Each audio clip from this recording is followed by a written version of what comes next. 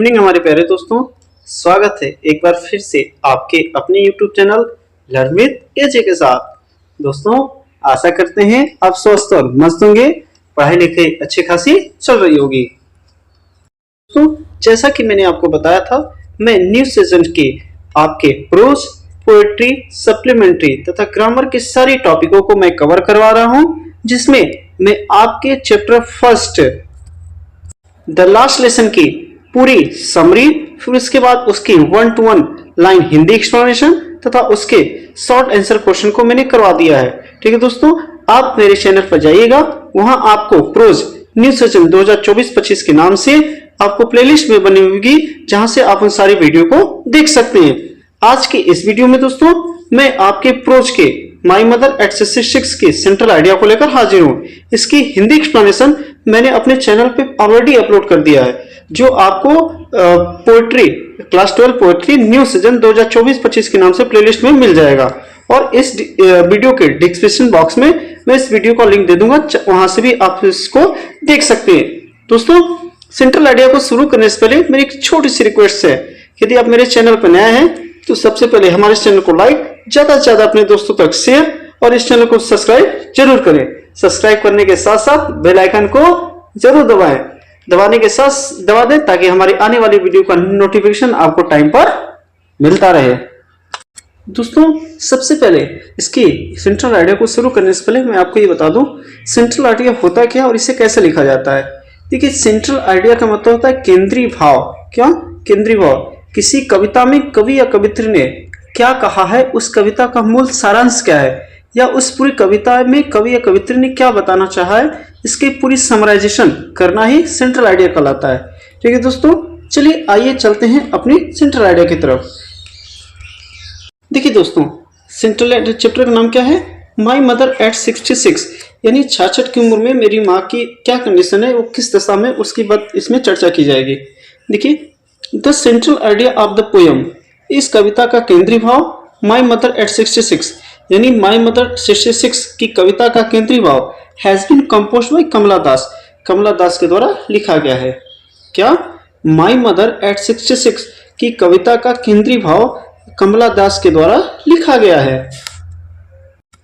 This poem, यह कविता so means SHO, ठीक है, SHOW यहाँ रहेगा, इसको बना लीजिएगा आप।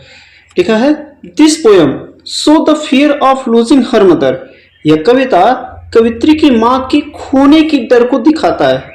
दोस्तों देखिए फिर से, दिस पोयम सो ये नहीं रहेगा, इसके जगह आप लिख लीजिएगा SHOW, so the fear of losing means खोने का, हर मदर मीन्स उनकी मां को, ऑफ द पोएट्स मीन्स कवित्री के, यह कविता कवित्री की मां की खोने के डर को दिखाता है।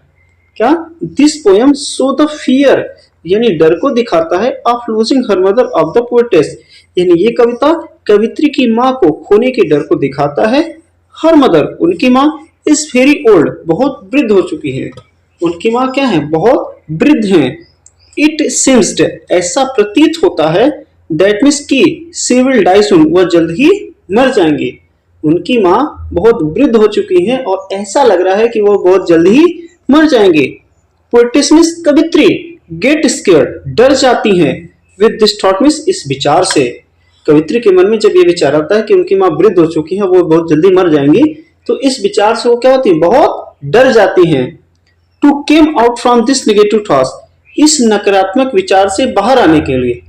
क्या दोस्तों? इस नकारात्मक विचार से बाहर आने के लिए शी लुक्स आउटसाइड, वह बाहर की तरफ देखती है।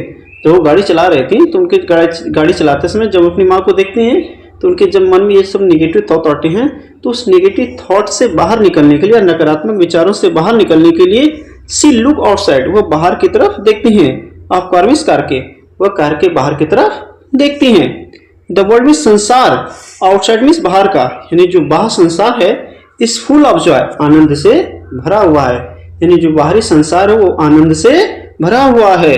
द यंग ट्री, नौजवान पेड़, अब नौजवान पेड़ का मतलब जो नए नए पेड़ हैं, सिम्स रनिंग फास्ट, तेज दौड़ते हुए लग रहे थे। जो नए नए पेड़ हैं वो तेज दौड़ते हुए प्रतीत हो रहे थे।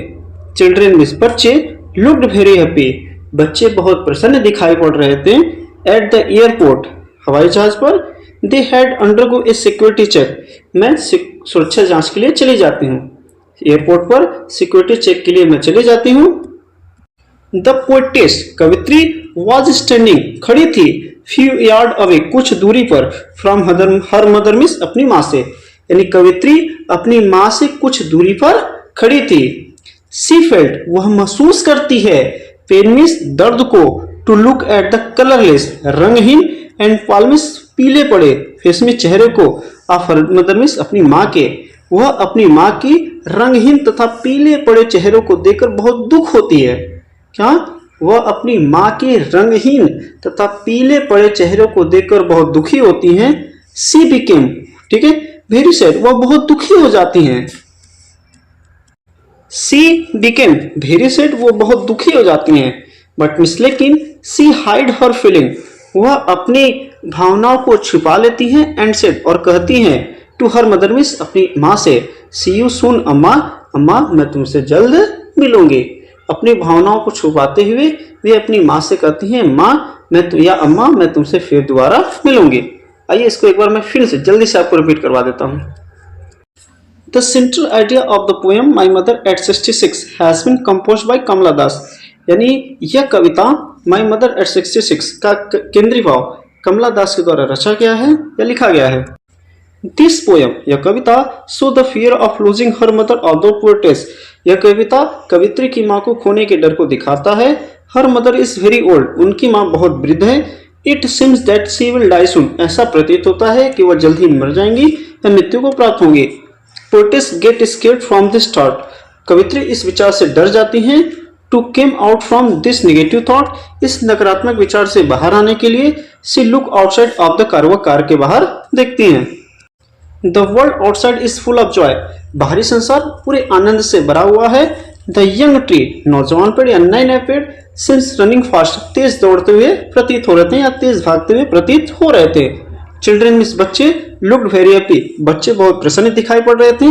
एट द एयरपोर्ट मिस, हवाई जहाज पर, they had undergo a security check, हम लोग क्या करते हैं, सिक्योरिटी चेक के लिए चले जाते हैं। The poetess was standing few yard away from her mother, और कवित्री अपनी माँ से कुछ दूरी पर खड़ी हो जाती हैं।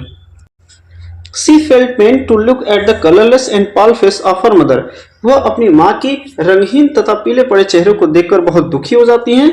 सी बिकेम वेरी सैड, वो बहुत दुख हो जाती हैं। बट मिस, लेकिन सी हाइड हर फीलिंग, वह अपनी भावनाओं को छुपा लेती हैं। एंड सेड, और कहती हैं, टू हर मदर मिस, अपनी माँ से, सी यू सुन अम्मा, अम्मा मैं तुमसे जल्द मिलूंगी। ठीक है दोस्तों, ये हमारा सेंट्रल आइडिया यहाँ पर समाप्त होता है। इसके नेक्स्ट वीडियो में मैं आपको आपके सप्लीमेंट्री के चैप्टर फर्स्ट की पूरी समरी को साथ मिलूंगा। ठीक है, आइए चलते हैं छोटी सी मोटिवेशन कोट्स की तरफ, उसके बाद वीडियो को समाप्त करेंगे। ठीक है दोस्तों, जिंदगी की असली उड़ान अभी बाकी है। क्या? जिंदगी की असली उड़ान अभी बाकी है, मंजिल की कई इम्तिहान अभी बाकी है। आप अभी तो नापी है मुट्ठी भर जमी हमने, अभी तो सारा आसमान बाकी है। दोस्तों, आप अपने बोर्ड एग्जाम के लिए जितने भी टारगेट बनाए हो उसके लिए अभी से लगे रहिए। मेरी उम्मीद है आप अपने सफल जरूर होंगे। और आपको इंग्लिश में किसी भी प्रकार की प्रॉब्लम होती है तो आप कमेंट्स बॉक्स में जरूर बताएं, मैं उसका रिप्लाई जरूर दूंगा। चलिए दोस्तों, वीडियो को समाप्त करते हैं, मिलते हैं नए वीडियो के साथ। तब तक के लिए नमस्कार, टाटा, गुड बाय, शुभ रात्रि।